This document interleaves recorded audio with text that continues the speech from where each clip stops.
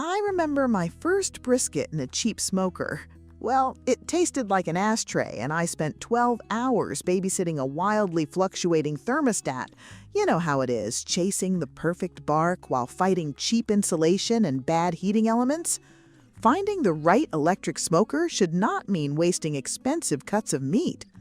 I have tested the top models out there to separate the hyped-up metal boxes from the real smokehouses. Stick around because the #1 spot completely changed how I smoke ribs. Also, I've tagged all the exact products we talked about right here in the video, so you can easily check them out. 5. Masterbuilt Digital Electric Smoker. I mean, it is probably the most recognizable name when you start looking into electric smoking, and for a good reason. It offers a massive 40 inches of cooking space, which sounds incredible when you are planning to feed a whole neighborhood. I loaded it up with 4 pork butts at once, and there was still room to spare inside the main cabinet. The digital control panel up top is supposed to make things incredibly easy for beginners. You just punch in your temperature and time, and you supposedly walk away. But here's what matters when you actually start using it in the real world. The wood chip loading system is on the side, meaning you don't have to open the main door to add smoke. That sounds great on paper because you keep the heat locked inside. Honestly, though, the chip tray is frustratingly small. I found myself having to reload the thing every 45 minutes just to keep a decent smoke profile going. If you're doing a 14-hour brisket, that gets really old really fast. Then there's the issue of temperature consistency. During the summer, it holds its heat decently well, but the moment the weather dropped below 50 degrees outside, the heating element really struggled to maintain 225 degrees. I watched the digital readout bounce around a lot, which is the exact opposite of what you want for low and slow cooking. 4. East Oak Electric Smoker. Right out of the box, this unit looks pretty sleek and modern. It features a nice glass window on the front door, which immediately catches your eye when you are setting it up. The idea of being able to watch your ribs rendering down without opening the door and losing all your heat is definitely appealing. I was excited to test this one out with a big batch of jerky just so I could keep a close eye on the drying process without disturbing the temperature. The control panel is straightforward, and setting it up took almost no time at all. It has a decent footprint, not too massive, but definitely large enough to handle a full packer brisket if you angle it right on the grates. The heating element gets up to temperature surprisingly fast. I mean, within 20 minutes, it was sitting exactly where I set it, ready for the meat to go in. It feels like a very fast-starting machine when you're in a rush. However, let me explain the reality of that beautiful viewing window. After about 2 hours of heavy hickory smoke, that glass gets completely covered in thick grease and soot. You cannot see a single thing through it unless you are wiping it down constantly, which totally defeats the whole purpose of having a window. I spent more time scrubbing that glass with heavy degreaser after the cook than I did prepping the actual meat. 3. Bradley Smoker BS611. Now this is where things start getting genuinely interesting in the lineup. Bradley does things completely differently than almost anyone else on the market right now.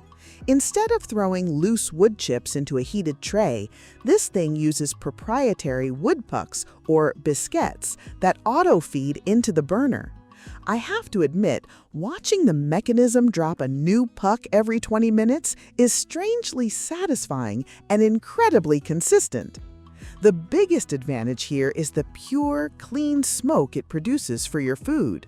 Because the biscuits are extinguished in a water bowl before they turn to pure white ash, you never get that bitter creosote flavor on your meat. I smoked a batch of salmon in this, and the flavor was incredibly balanced and sweet. It is the kind of smoke profile that makes people think you have been tending a traditional offset fire pit for 2 days straight. The main cabinet is essentially a giant insulated refrigerator. It holds heat beautifully even when the wind picks up outside or the temperature drops. I ran this unit on a chilly autumn evening, and the internal temperature barely fluctuated a single degree. The 4 racks give you plenty of space, and I love how easy it is to slide them in and out without them binding up on the tracks, even when they're fully loaded with heavy racks of ribs. Of course, the trade-off with the Bradley is that you're locked into buying their specific wood biscuits forever. 2. Cuisinart Electric Smoker. Sometimes simpler really is better, and Cuisinart absolutely nailed the fundamentals with this exact unit. It does not have complicated auto feed mechanisms, and it does not have fancy glass doors to clean.